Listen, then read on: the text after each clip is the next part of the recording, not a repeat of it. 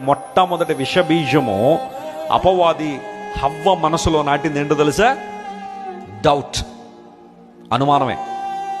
దేవుని మాట మీద అనుమానమే. ఇది నిజమా? The first question in the Bible. మొదటి ప్రశ్న బైబిల్లో. అంతకుముందు బైబిల్లో ప్రశ్న కనబడదు మనకి. ఇది నిజమా అనగానే ఏది నిజం? దేవుడు చెప్పిందంతా నిజం అనుకున్నావా?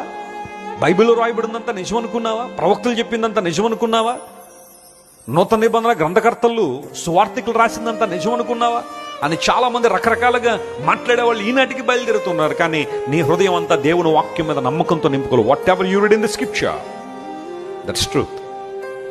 లేఖనాల్లో మన కొరకు రాయబడిందంతా కూడా వాస్తవము అని గ్రహించి దేవుని వైపు మనం తిరగాలి. వారి అవిశ్వాసం అద్భుతాలను అడ్డుకుంది.